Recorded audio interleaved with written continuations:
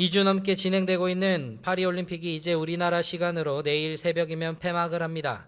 올림픽에서 여러 경기들이 진행되며 웃음과 울음 또 기쁨과 아쉬움과 같은 감정들이 많이 나타나는 것을 보게 되었습니다. 4년에 한 번 열리는 대회이기 때문에 선수들은 승리에 대한 갈망을 누구보다 강하게 품게 됩니다. 그리고 자신들이 목표한 그 지점에 다다르기 위해서 세밀하게 계획을 세우고 철저하게 준비를 합니다. 그런데 생각해 볼 것은 똑같은 종목에 출전하는 선수들이라고 하더라도 다 동일한 훈련을 하지는 않는다는 것이죠. 나라마다 또 선수마다 조금씩은 다른 훈련 방법들을 구축하고 또 그에 따라 실행을 해 나간다는 겁니다. 왜 그런지 생각을 해보면 각자가 중점적으로 생각하는 것이 무엇인지에 따라 다른 것 같습니다.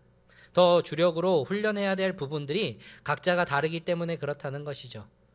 육체적인 부분에서는 그럴지도 모릅니다. 그런데 다른 부분에서도 생각을 해보면 각자 생각하고 있는 중점, 승리에 대한 가치, 그 가치에 대한 관점이 서로 다르기 때문에 각자 그에 따른 훈련들도 다 다를 수 있다는 겁니다.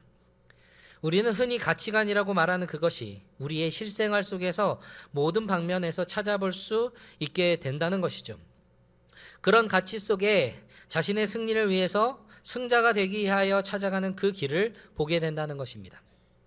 승리라고 하면 우리는 흔히 경기를 생각하기도 하지만 그대로 돌아가면 그것은 전쟁을 생각하게 합니다. 전쟁에서는 여러 전투들에서 승리하기 위한 전법을 사용하게 됩니다. 병법이라고도 하는데 중국에서는 7가지 대표적인 병서가 있는데 그것을 무경칠서라고 합니다. 그 중에서 우리가 한 번쯤은 들어본 적 있는 유명한 손자병법이 있습니다. 손자라고 불리는 손무라는 사람이 병법에 대한 깊은 통찰을 바탕으로 병법서를 집필하였고 많은 군대들이 그것을 차용하여 사용하였습니다. 그런데 그 병법이 단순히 병사들만을 어떻게 활용을 하고 군대를 어떻게 운용을 하는지에 대한 것만 담겨져 있는 것이 아니라는 것입니다. 그 안에는 승리에 대한 가치관이 들어있다는 것이죠. 어떤 것이 더 좋은 승리에 대한 가치관인 것입니다.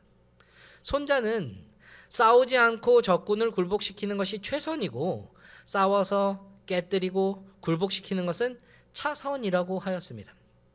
그러니까 힘으로 굴복시키고 파괴하는 것에 그 목적이 있었다는 것이 아니라는 것입니다. 단순히 정복하는데 그것들을 다 쓸어 넘기는 게 거기에 목적이 있었다는 것을 아니라는 것을 보여주고 있다는 것이죠. 그래서 손자는 백전백승을 이야기를 하지 않고 백전불태를 이야기를 합니다. 지피지기면 백전불태 들어보신 적 있을 겁니다. 적을 알고 나를 알면 100번 싸워도 위태롭지 않게 된다는 것이죠. 그것이 손자의 가치관이었습니다. 이기는 것 위에 안정을 추구하는 것, 위태롭지 않음을 추구했다는 그 손자의 말인 것입니다. 그런데 가치관을 가지고 있더라도 그것을 그대로 실행에 옮기는 것은 또 다른 이야기입니다. 아는 것과 행하는 것은 다를 수 있다는 것이죠. 이 두 가지에 대한 상관관계를 이야기한 것이 있습니다. 주자학에서는 선지후행이라고 그것을 말합니다. 이치를 알고 깨달으면 그 후에 행한다라고 말하는 것입니다. 양명학에서는 지행합의를 이야기를 합니다. 아는 것과 행하는 것은 하나다. 그런 것이죠. 두 가지가 같아 보이지만 얼핏 보면 똑같은 것 같은데 차이가 있습니다. 머리로 아는 것과 그것이 행동으로 옮겨지는 것은 다른 차원의 이야기라는 것입니다. 이치를 알고 깨달아도 행동으로 옮겨지지 않을 수 있다는 것이죠. 그러나 암과 행함이 일치하는 것, 마음에서 아는 것은 그 마음에 맞게 행하는 것이라고 하는 것이 지행합일에서 이야기하고 있는 그 이치입니다. 알면 반드시 행한다는 것이죠. 세상의 학문도 세상의 지혜에서도 그런 가치관을 가지고 있다는 겁니다. 오늘 우리가 승리 습관에 대해서 나누게 되는데 그러면 승리에 대해서 우리가 가지고 있는 가치관, 우리가 가져야 할 가치관은 무엇일까요? 그리고 그것을 어떻게 우리의 삶 속에서 가지고 살아갈지에 대한 고민이 우리에게 던져지고 있는 겁니다. 오늘 우리가 함께 읽은 요한 1서의 본문, 그 본문에서는 승리에 대해서 이야기를 하고 있습니다. 이긴다는 것, 승리한다는 것과 그 맥을 같이 합니다. 4절에서 보면 이긴다라는 말이 반복이 됩니다. 5절에까지 살펴보면 3번을 반복을 하고 있습니다. 이긴다는 동사가 원형으로 니카오라는 동사입니다. 그런데 그게 명사형으로는 니케라는 단어고 이게 4절에서 승리라고 번역된 단어입니다.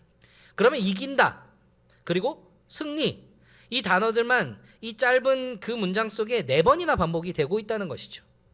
승리에 대해 이기는 것에 대해서 분명한 어떤 말씀을 주고 있는 것을 알 수 있게 된다는 것입니다. 그런데 이긴다고 하는데 무엇을 이긴다고 합니까? 세상을 이긴다고 말하고 있습니다. 그럼 누가 세상을 이깁니까? 하나님께로부터 난 자가 세상을 이긴다라고 이야기를 하고 있다는 것이죠. 그리고 그 승리의 도구를 무엇이라고 이야기합니까? 우리의 믿음이다. 그렇게 이야기를 하고 있는 거예요. 하나님께로부터 난 자가 믿음으로 세상을 이긴다. 그렇게 말하고 있다는 것이죠. 그러면 그 믿음은 무엇을 말하는 걸까요? 5절에서 보면 예수께서 하나님의 아들이심을 믿는 자가 아니면 세상을 이길 자가 누구냐라고 말하고 있습니다.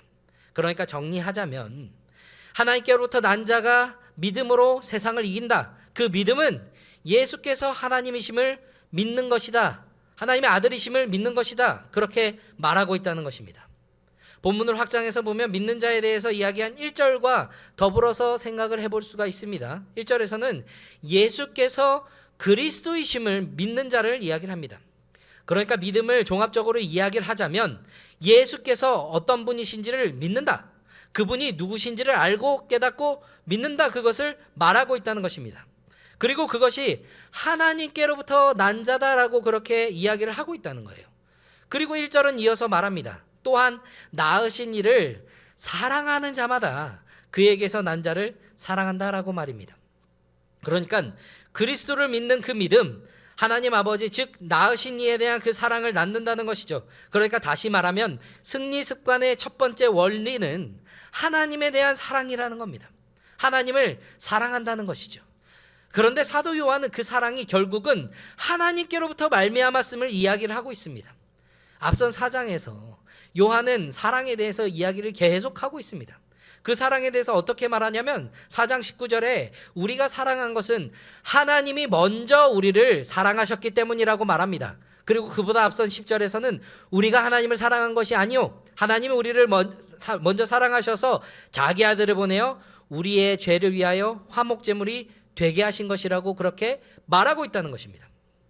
하나님께 대한 사랑은 하나님을 아는 것입니다. 하나님을 아는 것은 하나님이 누구신지와 하나님께서 무엇을 하셨는지를 안다는 겁니다. 그걸 알면 사랑한다는 것이죠. 마땅히 말입니다. 그러면 그 사랑을 우리는 어떻게 표현을 해야 될까요? 조나단 에드워즈는 하나님의 사랑하는 것에 대해서 표현을 이렇게 이야기를 하였습니다. 먼저는 하나님을 높게 존경을 하는 겁니다. 높이 경외한다는 것이죠. 인정하는 거예요. 우리는 우리가 사랑하는 것을 가장 가치 있게 여기고 그것을 높게 여깁니다. 하나님을 다른 그 어떤 것보다 존경한다는 것을 표현을 해야 한다는 것이죠. 그것은 어떻게 표현되냐면 하나님을 가장 먼저 택하는 거예요. 우선순위라는 것이죠. 생활 속에서 삶을 살아가며 우리는 수많은 선택을 하게 됩니다. 그런 선택 속에서 우리가 우선적으로 택해야 하는 것이 무엇이냐? 바로 하나님을 위한 것. 그래서 하나님을 위하여서 다른 것을 포기할 줄 아는 그런 용기가 필요하다는 겁니다. 그것이 있으려면 하나님께 대한 열망이 있어야 해요. 하나님을 바라고 하나님의 뜻을 추구하면서 살아간다는 것이죠. 그리고 하나님을 기뻐하는 것입니다. 하나님을 즐거워하는 것이죠. 하나님 안에서 만족과 행복을 찾아가는 그 사람입니다. 그런 사람이기에 다른 것을 선택하기 위하여 하나님을 버리지 않아요. 왜냐하면 하나님께 최고의 가치를 두기 때문입니다. 이것이 기초가 된 가운데, 이것이 근본이 된 가운데 하나님을 사랑한다는 것, 하나님을 안다는 것, 하나님이 하실 일들을 또 안다는 것, 그것이 무엇이냐면 하나님을 신뢰하는 것이고 하나님이 하신 것을 확신한다는 겁니다. 우리의 삶 속에서 이루었던 어떤 크고 작은 그 승리들, 그것이 어디로부터 말미암았는지를 깨닫는 것부터 시작한다는 거예요. 성경에서는 그것을 분명하게 보여주고 있습니다. 이스라엘이 애굽에서 나오는 과정들, 그들의 구원, 그 승리 어떻게 이루어졌습니까? 그들이 한 것 없습니다. 하나님이 열재앙을 통해서 하나님이 누구신지를 나타내셨고 그곳에서 이스라엘 백성들을 건지셨습니다. 그 후에 어떻게 됩니까? 이스라엘 백성들이 맹렬히 따라오는 그 애국 군대, 뒤에는 애국 군대, 앞에는 무엇이 있습니까? 홍해 바다가 있어요. 그 속에서 하나님께서 어떻게 하십니까? 홍해를 가르시고 이스라엘 백성들이 그 마른 땅을 걷게 하셨습니다. 그래서 홍해를 건넌 후에 모세에게 노래가 여호와는 높고 영화로우시다. 그가 원수를 쳐부수셨다. 기이한 일들을 행하셨다. 그렇게 고백을 하며 하나님을 찬양하는 모습을 볼 수 있게 된다는 겁니다. 전적으로 하나님이 하신 일이 있다는 것, 그래서 너무나도 당연하게 하나님의 승리를 고백할 수밖에 없다는 것입니다. 그런데 전적으로 하나님의 능력으로 하시는 일들도 있지만 하나님의 사람들을 도구로 사용하셔서 승리를 하게 하시는 경우들도 있습니다. 이스라엘 백성들이 시내산을 향하여 가다가 르비딤이라는 곳에서 아말렉과 전투를 하게 됩니다. 여호수아와 이스라엘 백성들이 아말렉 군대를 대적하여 싸우게 돼요. 그렇지만 그 승리를 누가 이루십니까? 분명하게 성경은 이야기를 하고 있습니다. 모세가 손을 들어요. 그러면 이스라엘이 이깁니다. 그런데 손을 내리면 아말렉이 이기고 있습니다. 그러면 그것 모세의 손에 달려있다는 겁니까? 그렇지 않다는 것이죠. 그게 아니라는 것을 우리는 너무나도 잘 알고 있다는 것입니다. 그런데 우리의 삶에서는 내가 도구가 되어 하나님의 승리를 이루는 것에 대해서 망각할 때가 너무나도 많다는 것이죠. 그것을 망각하면 어떤 일이 벌어지냐? 교만하게 된다는 것입니다. 하나님께서 이루신 것에 대해서 내가 했다고 착각을 하게 되면 교만을 하게 된다는 것이죠. 내가 이룬 것이라고 착각하는 거야. 교만하면 긍정적인 영향보다 부정적인 영향을 더 크게 끼치게 됩니다. 하나님을 높이는 모습이 없어진다는 것이죠. 모세도 여호수아도 이 승리를 자신이 한 것이라고 이야기를 하지 않습니다. 전투에서 승리하고 난 후에 제단을 쌓아요. 그리고 거기에 대하여 이렇게 말합니다. 여호와 니시, 즉 여호와는 나의 깃발, 승리의 깃발을 거기에 꽂고 그곳에서 여호와께서 승리를 이루셨음을 찬양했다는 것입니다. 또 한 가지를 생각해 볼까요? 하나님을 신뢰하고 하나님이 하신 일을 확신하게 되면 그 약속에 대해 온전한 순종으로 나아갈 수 있습니다. 왜 그럴까요? 전적으로 그것이 옳은 것임을 알기 때문입니다. 그것이 가장 좋은 것임을 알기 때문이에요. 그보다 더 나은 것을 우리가 생각할 수 없다는 것을 인정할 수 있기 때문입니다. 그렇기 때문에 마땅한 경외와 순종이 나올 수밖에 없다는 것이죠. 그러나 그것을 가지고 있지 않으면 바라보는 시각 자체가 잘못되어 버립니다. 하나님을 바라보기보다 자기 자신의 시각을 더욱 신뢰하게 된다는 것이죠. 이스라엘 백성들이 광야를 지나서 바란 광야, 그 가데스 바네아에서 각 지파마다 한 명씩 차출을 합니다. 그래서 가나안 땅에 정탐을 보내게 돼요. 그런데 결과가 어떻습니까? 10명의 정탐꾼은 부정적인 평가를 내립니다. 그러나 2명의 정탐꾼 여호수아와 갈렙은 긍정적인 평가를 내리고 있습니다. 무엇이 차이였을까요? 이 두 그룹이 서로 다른 곳을 갔을까요? 서로 흩어졌어요? 아닙니다. 10명의 정탐꾼이 본 것이 무엇이에요? 그 땅의 주민들입니다. 강하고 성읍도 견고하고 크고 안악자손들, 그 거인들, 그것을 바라보니 그들의 겉모습을 보니 내리는 결론이 무엇이냐? 우리는 그곳을 칠 수 없다. 그 주민들, 그 백성들 우리보다 더 강하다. 그거를 이야기를 하고 있다는 것입니다. 그러나 갈렙과 여호수아는 무엇을 바라봅니까? 하나님의 약속을 바라봅니다. 하나님을 신뢰해요. 아브라함 때부터 약속하셨던 그 땅, 그 약속의 땅으로 보내시기 위해 애굽의 그 속박에서 구원하여 주시고 광야 시내산에서 언약을 맺으시며 이 땅으로 보내주신 그 하나님, 그분을 바라보고 있다는 겁니다. 지금까지 승리를 주신 그 하나님, 이기게 하셨던 하나님을 바라보고 있다는 것이죠.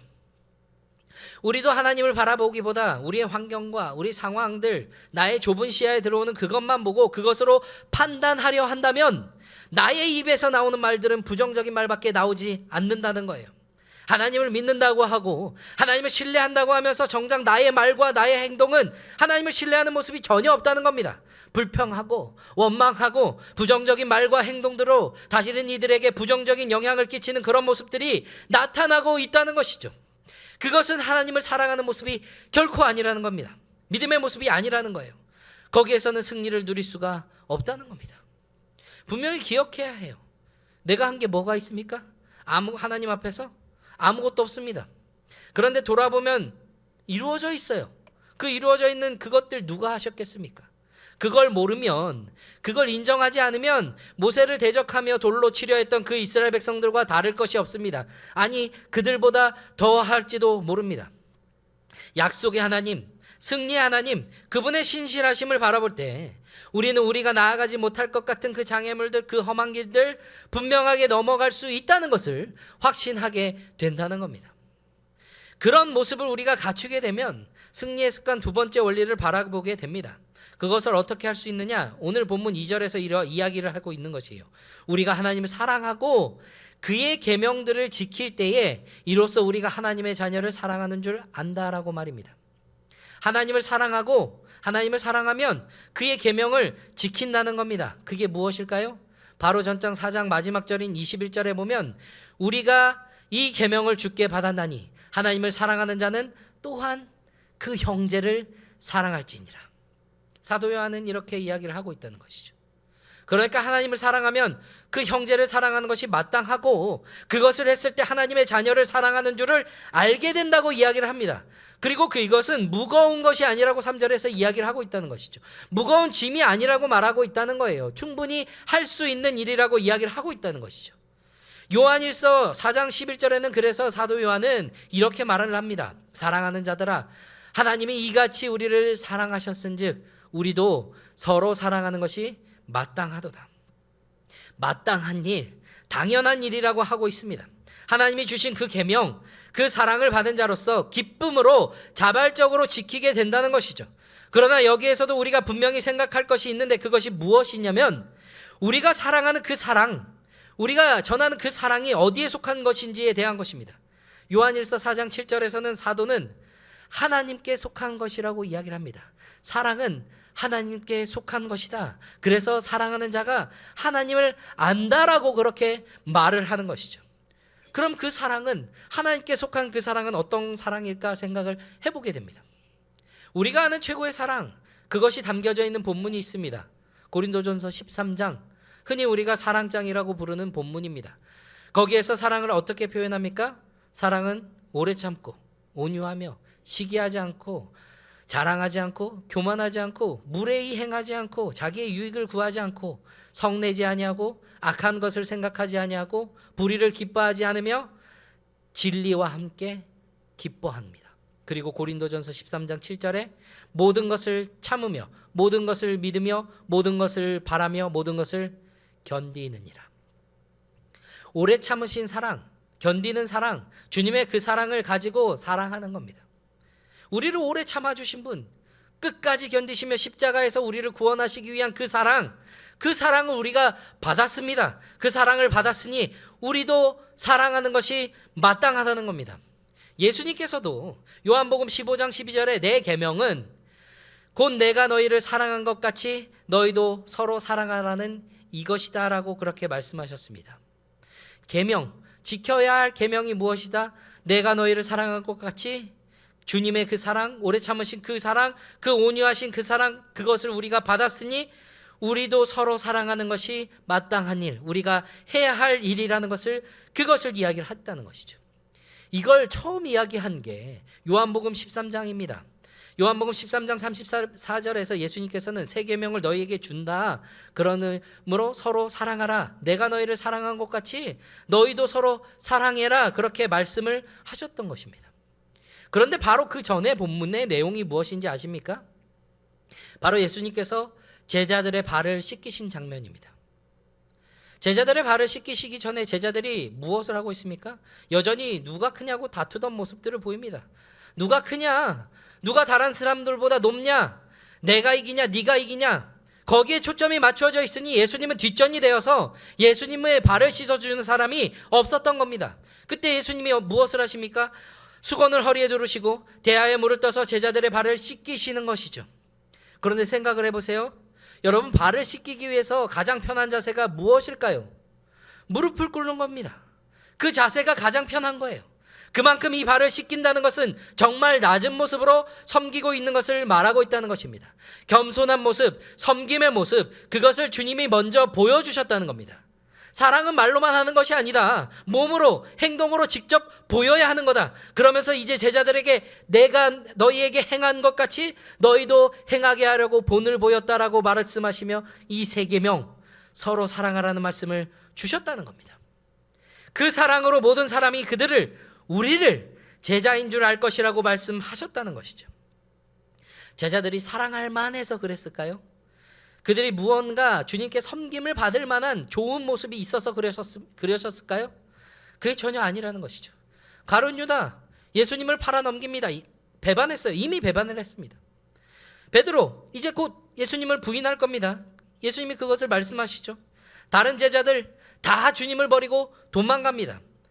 그런 그들을 먼저 사랑하셔서 먼저 섬김의 본을 보이시고 그들의 발을 그렇게 씻기시며 서로 사랑하라고 말씀하셨다는 겁니다. 하나님의 그 사랑, 고린도전서 13장 그 사랑장에서 말씀하시는 그 사랑, 그 하나님의 사랑으로 우리가 사랑할 수 있다는 겁니다. 하나님의 하신 것을 알면 교만할 수 있습니까? 결코 그럴 수 없다는 것이죠. 주님이 우리를 위해 하신 일을 알고 내가 어떤 존재였는지를 알면 감히 누가 고개를 들 수조차 있단 말입니까? 그럼에도 우리를 바라보시고 여전히 사랑하시는 주님 앞에 교만한다는 것, 그걸 아는 사람이 결코 그럴 수가 없다는 것이죠. 자랑할 것이 없습니다. 왜 그렇습니까? 내가 한 것이 없기 때문입니다. 다 하나님이 하신 일이니까. 그럼 자랑할 것 무엇이에요? 오직 하나, 나에게 사랑을 주신 분, 선물을 주신 분, 나를 위하여 일을 행하시는 분, 일을 행하실 분, 그분 말고 자랑할 것이 없다는 겁니다. 그러면 그런 사람이 시기할까요? 아니요, 저는 절대로 그렇지 않을 거라고 생각합니다. 다른 사람이 나보다 낫다고, 다른 사람이 무엇을 나보다 더 한다고 결코 시기하지 않는다는 겁니다. 그저 내가 할 일에 충실한 겁니다. 교만하지 않으니 무례하지도 않습니다. 서로 존중한다는 것이죠. 말과 행동에 그 존중이 담겨진다는 거예요. 나이가 많고 적고 지위가 높고 낮고 그것에 상관없이 서로 존중한다는 거예요. 무례히 행할 수가 없다는 겁니다. 도저히 그럴 수가 없는 거예요. 말도 행동도 심지어는 보이지 않는 생각조차도. 이게 고린도전서 13장에서 이야기하고 있는 사랑의 일부분이라는 겁니다. 그런데 사랑장에서 처음과 마지막에 말하고 있는 그 사랑이 무엇입니까? 처음에 사랑은 오래 참고, 그리고 마지막에 모든 것을 견디느니라. 둘 다 견디는 것을 이야기를 합니다. 요한복음 16장 33절에서 예수님께서는 이것을 너희에게 이르는 것은 너희로 내 안에서 평안을 누리게 하려 함이라. 세상에서는 너희가 환난을 당하나 담대하라, 내가 세상을 이기었노라. 승리의 습관 세 번째, 환난 가운데 담대한 것, 오래 참는 것, 견디는 겁니다. 주님의 사랑을 받았어요. 은총을 입었습니다. 그러나 여전히 환난이 있습니다. 고난이 있고 역경이 있습니다. 아니, 오히려 믿음을 붙들고 굳건하게 그렇게 서나가고 하나님을 더 신뢰하고 확신하는 가운데 하나님을 사랑하고 하나님의 명령대로 따르며 서로 사랑하는데 어려움에 처할 때가 있다는 것이죠. 그게 있다고 요한복음 16장에서는 말하고 있다는 겁니다. 너희가 환난을 당한다, 환난이 있을 거다, 그렇게 말하고 있습니다. 필연적으로 있을 수밖에 없다라고 그렇게 말을 하고 있다는 것이죠. 성경은 우리에게, 성도들에게 환난이 없는 것을 이야기를 하지 않았습니다. 그 환난 가운데 담대하게 이기는 것을 이야기를 했습니다. 그러나 거기에 너무나 희망찬 말이 있어요. 무엇입니까? 담대하라, 내가 세상을 이겼노라. 세상을 이겼다고 말씀을 하십니다. 완료형이에요. 이미 이기신 것을 말씀하고 있다는 겁니다. 우리가 이기기에는 그 환난들, 그 역경들, 그 고난들 너무나 크다고 여겨집니다. 세상을 어떻게 이겨야 할지 너무나도 막막해요. 그럴 때 주님이 하시는 그 말씀, 담대하라, 내가 이미 세상을 이겼다. 그 승리를 너희에게 주었으니 그것을 누리면 된다. 그것을 들을 때 우리는 소망을 품을 수 있게 된다는 것입니다. 이미 이기신 주님이 우리도 이기게 하시겠다는 그 확신이 생겨 나간다는 것입니다. 로마서 8장 37절에서는 그것이 그냥 이기는 것이 아니라 이 모든 일에 우리를 사랑하시는 이로 말미암아 우리가 넉넉히 이긴대야, 이기느니라, 그렇게 말하고 있습니다. 넉넉히 이긴다, 넉넉히 이긴다고 이야기를 합니다. 그분을 힘입어서 이기고도 남는 겁니다. 우리가 환난 가운데 담대할 수 있는 것, 승리를 누릴 수 있는 것, 이기고도 남는 것, 어떻게 그럴 수 있습니까? 이미 그것을 보여주신 분이 계시기 때문입니다. 오래 참으신 분, 온유하신 분, 환난을 당할 때도 담대하라고 하신 그 분께서 그 고난을, 그 환난을 당하셨던 겁니다. 예수님께서 당하신 그 고난은 가장 큰 고난이었습니다. 십자가에서 말로 다 할 수 없는 그 육체의 고통, 멸시와 비만, 그리고 배신을 당하던 그 정신적인 고통들, 거기에 하나님 아버지로부터 임하는 저주와 분노까지, 그것을 다 받아내셨습니다. 무엇 때문에요? 누구 때문에요? 나 때문에, 우리 때문에, 우리를 구원하시기 위하여 그것을 견디셨습니다. 그런데 그 십자가 진 것 같았지만 진 것이 아니었습니다. 세상의 눈으로 볼 때 그것은 패배였고 졌지만, 믿음의 눈으로 바라보면 십자가는 승리입니다. 진 것 같았지만 이긴 것, 그 역전의 승리, 그 반전의 승리가 거기에 담겨져 있다는 것입니다.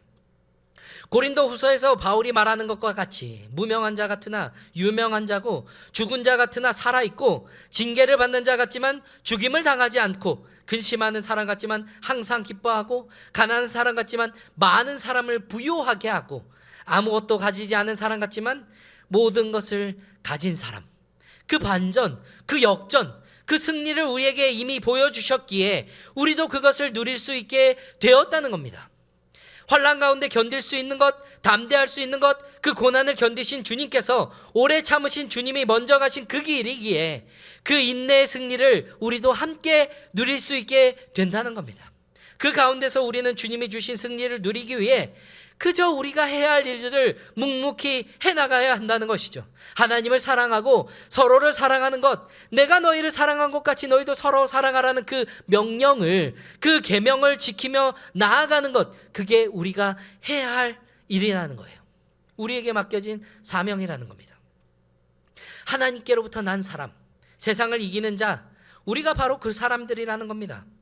내가 뭐 잘난 것이 있어서가 아니라 주님이 이미 승리하셨고 그것을 우리에게 부여하셨기에 우리도 승리를 누릴 수 있게 된다는 것입니다. 그 안에서 우리는 승리에 대한 분명한 인식을 가져야 합니다. 우리의 가치관을 분명하게 세워나가야 한다는 것이죠. 하나님이 하신 거다, 하나님이 승리하셨다, 하나님이 구원하셨다, 하나님이 일하신다, 그 신뢰와 확신 속에 우리가 서 나갈 때 우리에게 주시는 승리를 누리고 맛볼 수 있게 된다는 것입니다. 그럼에도 여전히 우리의 상황들은 어떻습니까? 우리의 환경들은 어때요? 우리가 생각하고 우리가 상상한 대로, 우리가 원하는 대로 그렇게 다 좋게 변해가지는 않습니다. 여전히 어려운 것들은 어렵습니다. 여전히 환난들이 있어요. 고난이 있어요. 때로는 그것이 더 힘들어지기도 합니다. 그래서 주님, 어째서 이런 일들이 저에게 계속 일어나는지 모르겠습니다. 주님, 우리에게 왜 이렇게 어려운 일들이, 고난이, 역경이, 아픔이 주님 있어야만 하는지 도저히 모르겠습니다. 그렇게 토로할 때도 있다는 것이죠.